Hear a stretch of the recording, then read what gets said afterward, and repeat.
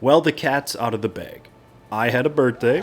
Well, that was over a month ago now. But to celebrate, I wanted to reflect on 27 life lessons that I wish I would have known earlier. I'm Jay, I'm a registered nurse. I've had the unique experience of helping thousands of patients, sometimes on the best days of their lives, and sometimes on the worst days, on their deathbed, up until their last final breath. It's through this unique experiences that I've learned so much about what it really means to be alive. And just as every other human on Earth, I've had my fair share of really, really good times and my hardships as well. But now that I've grown older, my frontal lobe is probably finally developing, and I'm going to use some of these life lessons to help navigate my way forward. By the end of this video, I guarantee that you're going to have a different view of life and a new motivation and direction to help you succeed going forward. But I don't want you just to listen to this. You need to take action. So get out your pen and paper, write down a few things that resonate with you, write down exactly how you're going to put this into practice. All right? I'm trusting you. You would better do what I say.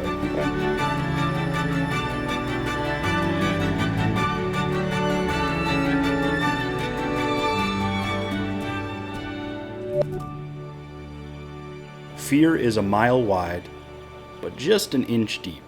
Okay, fear is a mile wide, but an inch deep. What you're afraid of looks like this huge, scary ocean in front of you. It looks like when you jump in, you're gonna get eaten by a shark, or it looks like you're just bound to sink to the bottom. But you take one step forward and you realize that it's just a puddle.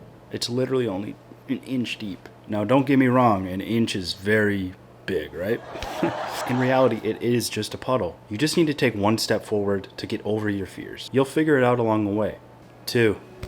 Inaction is a slow death. Now, being a consumer and a learner is absolutely amazing. But at some point, you need to start being a doer, a creator. You need to take action to level yourself up in life. Let's say you want to run a marathon. Don't wait for tomorrow.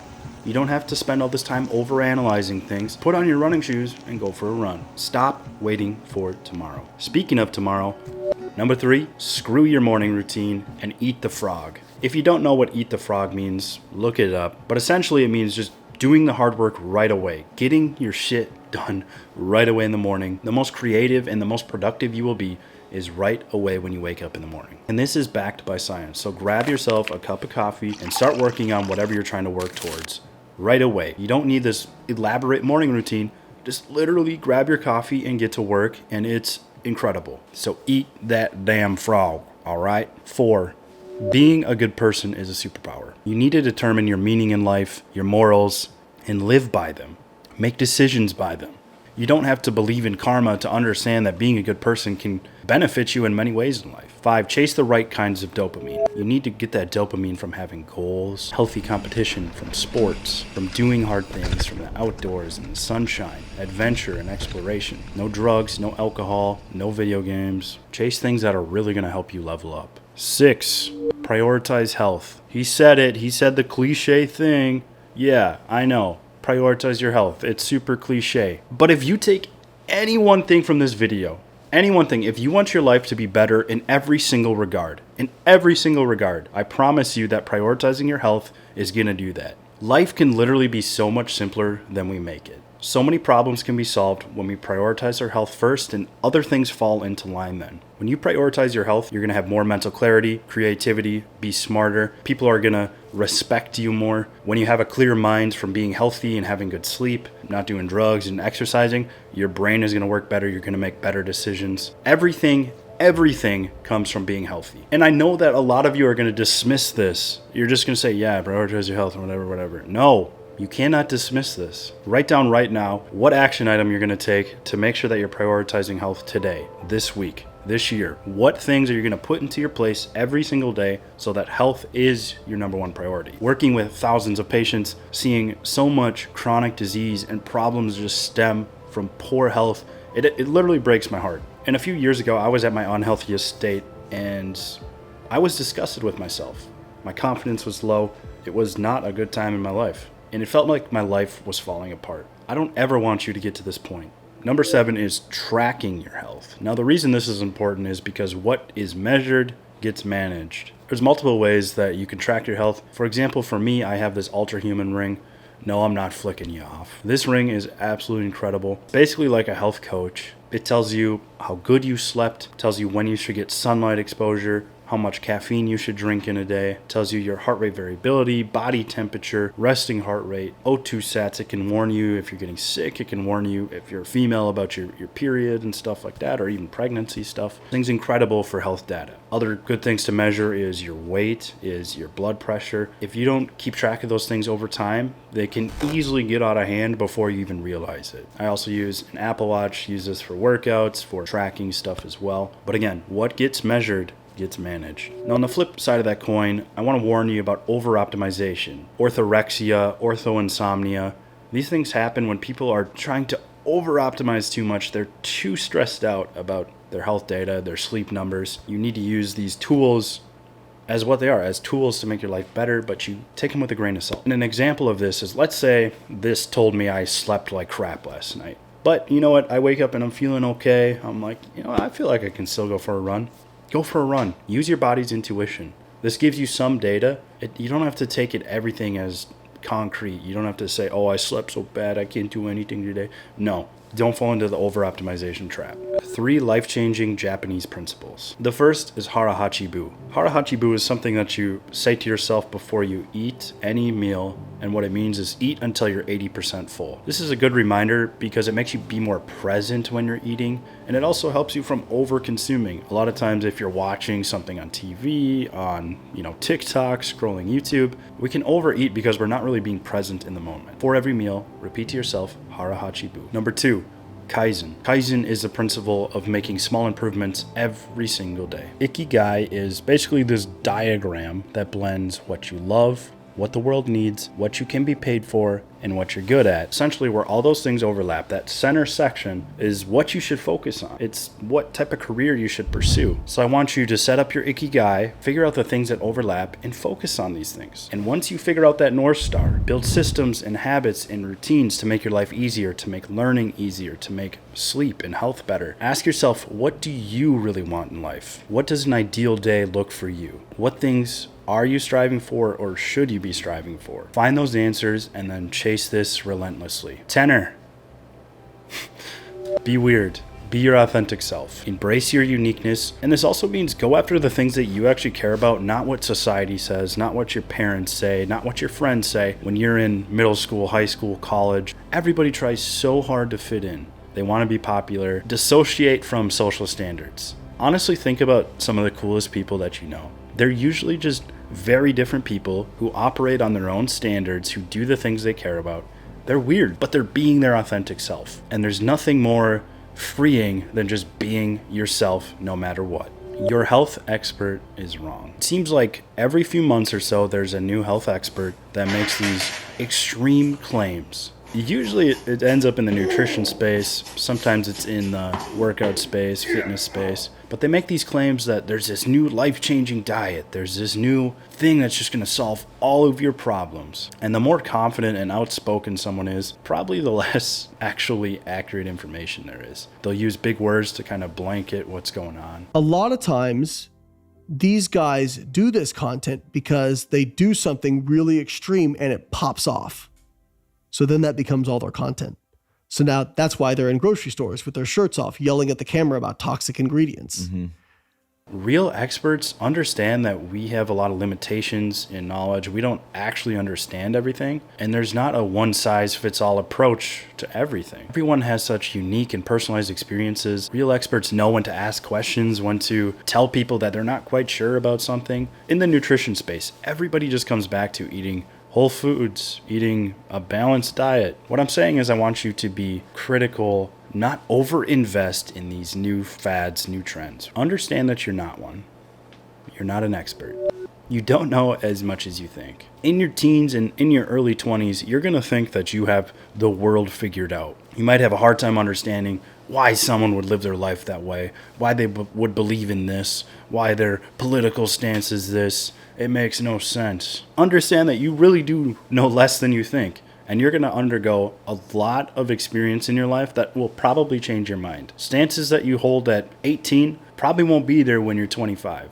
Or, at least as extreme. You're probably going to see different sides of things, have experiences that might change your mind. So what I'm telling you is to be more open-minded and don't think you know everything. Stay curious. Keep learning. Keep seeking these opportunities. Focus on building friends and communities around something that you love, around people who are pursuing greater things. Drop your deadbeat friends and find communities, find friends who are working towards goals that you also are working towards. The tribe you surround yourself with is truly who you become. So in my opinion, I think it's super important to find community in like sports or something active, something outdoors, and also make sure your friends are open to the weird, authentic you.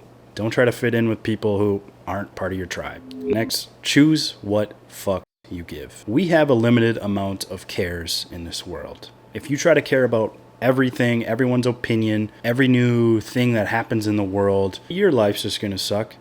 You have to learn when you should care about something and when you should not. Learn to not give up about many things. I'm not telling you to never care. I'm telling you to make sure you care about the right things. If it's not a hell yes, then don't do it. Learn to say no to things that don't serve you, that don't align with your goals. Drinking and partying, if you don't want to do it a certain day, just because you're in college, you don't have to drink 5 nights a week. Okay, you can say no. Obsess over learning, especially when you're young. Continue to learn broadly about so many different topics. Read a bunch of books.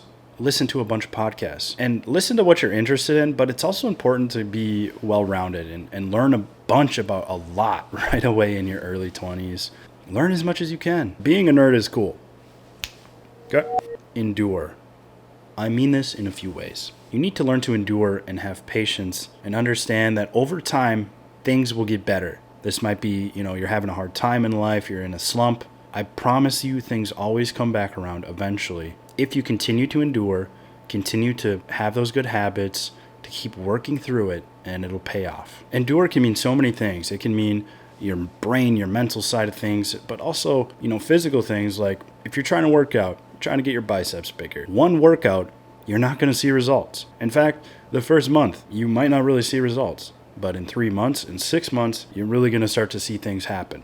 So you have to endure, be patient. I also mean endure as in do endurance sports. VO2 max is one of the highest correlations with health span, lifespan. And people who tell you not to do endurance sports, they're wrong, okay? You need to run or cycle or do something that gets you moving for a long period of time. Walking is also great. Walk or run every single day. Walking and running for me is literally my form of meditation. I've tried to meditate so many times in my life, and it just doesn't really work for me. It just doesn't. I just don't do well with it. But walking and running absolutely put my mind in a better spot. And in my last video, I talked about how running can change your brain, and it does. It literally changes your neurobiology. It's so fascinating. But running is a moving meditation, and walking has been one of the best things in my life when I need some creativity, when I need to think things through. I don't know, it's just great for everything. Walk or run every single day. Write this down as well. You have to do this every day, okay? Focus on speed and strength. So as we age, our fast twitch muscle fibers, so like sprinting and also our like heavy lifting, rapidly decline. So in your late teens and early 20s and into your 30s, really focus on speed and strength. These fast twitch movements, sprinting, jumping, continue to train like an athlete for a long time so that we can stay healthier for longer. Accept that your life will be unbalanced. At times it's not going to be fun. At times it's all work. There are seasons of life. Anyone who's really done great things in the world had a period of time where all they did was work. They obsessed over what they were doing and they worked super freaking hard to get there. If you want to be great, there's going to be unbalanced periods in your life. Of course, we need to continue to stay healthy and not overstress, but there's going to be periods of time where shit just sucks. There's going to be times where something slips in your life. You can only focus on certain things at a time. You're focused on getting healthier and making more money. Well, then probably your friends and your love life and things like that are going to slip by the wayside. There's going to be seasons. Things aren't always balanced. Alcohol isn't as cool as you think. I hope this one doesn't ruffle any feathers, but it does have its place as a social lubricant. It can be fun for celebrations and parties and, joyous moments in life, but you don't need to drink alcohol many times a week, even once a week. It's just not that cool. People don't fully understand how much alcohol is destroying their brain and destroying their sleep, and it's not just one night. Okay, you might think you're resilient. I'm recovered after one night of bad sleep, but it's not true. Alcohol has this long slump that follows where it messes up your circadian rhythm, it messes up your sleep, and that messes with your hormones, that'll mess with your mood. And honestly, a night of drinking ultimately ends up being like a week of poor everything else. I just don't think that's worth it. Occasionally, yes, okay, but it's not worth it in the long term. Especially if you don't like alcohol, don't be pressured into it. KISS. Keep it simple, stupid. Smart people get attached to complexity. We enjoy making challenges that don't exist, even if we're not really aware of this, but we create challenges, create complexities in our lives. We have these problems that we feel like we need to solve that in reality aren't always problems. And on my last video about running, I had a ton of comments about, oh my God, hydration, oh my God. Dude, shut up. Just put on your running shoes, go for a run. If you need to stop for some water somewhere, do it. Cool. Stop overcomplicating things. This goes back to taking action right away. Just take action. You know exactly what you need to do a lot of the times. You need to get healthier? Start working out. Go for more walks. Eat better. You don't have to come up with this perfect plan. You know the drill. You know what to do. Keep it simple, baby. Keep it simple. Choose hard now. If there is no wind, row. Brute force. Sometimes in life we have to use our brute force to get through to things. One of the most interesting things in life is no person has the same view of the world. Everybody's world is so much different. Their perspective, everything. Even if two people know the same person, their view of that person is completely different. Your life is really different. And people probably won't always understand you or your decisions. You're also not going to understand someone else's life a lot of the times or why they have a certain viewpoint. Our view of the world is literally made up in our mind. We create these stories in our head of what is happening. It's all fictional. Don't expect everyone to root for you. A lot of times at the beginning, there's going to be no audience, or maybe one person in the corner, with a little golf clap going on. In reality, a lot of times people don't start rooting for you until you've made it. Don't expect help from anyone. You got to take responsibility for everything. You got to get it done yourself. Nobody's coming to save you. No one's coming to help you. Get it done yourself. I wish I would have known this earlier. Relentlessly refuse to have a victim mindset and always choose a growth mindset. I want you to write that down too. Learn what a victim mindset is. Learn what a growth mindset is. Always, always view the world from a growth mindset. Learn this, and it's called You Can't Control the Wind, but You Can Adjust Your Sails. It means it's not about what happens to you. It's how you react to make a better choice. Next, spend energy to gain energy. This sounds counterintuitive, but if you're ever feeling like, oh, I'm really tired, I don't want to do anything, go for a short walk, and after, you're going to feel great. It's midday, you're supposed to work out now. Put those workout shoes on, just say you're going to go down there for 5 minutes. Once you're down there, you're like, I'm already here, I might as well work out. And once you start working out, it brings your heart rate up, gets your nervous system fired up, and lo and behold, you're ready to throw some heavy weights right out the freaking window. Baby, we're into overtime. Boo, boo, boo, boo. Be like Phineas and Ferb. I don't know if you know that show, but every day they started their morning outside and they had a new adventure, a new quest. You can make your life like a video game and seek new adventures, seek new ways of learning, new things you're going to pursue. Have an adventurous mindset. Watch Netflix if you want to. Now, I definitely recommend watching movies and shows at night. Do the other dopamine things earlier in the day that actually bring you progress in life. But I'm a person where I love shows, I love movies, and it helps me wind down at night. There's going to be people on the internet that say, oh, you should never watch shows. It's okay, man. Before bed, 1 episode. Don't let it affect your sleep. Don't consume too much, but watch Netflix if you want. You might be wondering, what am I striving for? What's the point of all this? What I'm striving for is a great life, boundless energy, optimal health, great mood, calm mind, positive outlook, strong morals, one partner, optimized hormones, toned body, sunshine every day, being outdoors every day, daily movement, good, nutritious meals, great friends, loving family, experiencing joy and being in nature, having faith, doing what I love every single day. I refuse to live a life that I hate. So remember, guys, I need you to take action on some of these. Find the things that resonate with you and take action on them today. Also, of course, subscribe. We got some fun stuff coming up. Health and endurance and my marathon training. A lot of fun stuff coming, so make sure you subscribe now. I appreciate you. Take action. Let's go.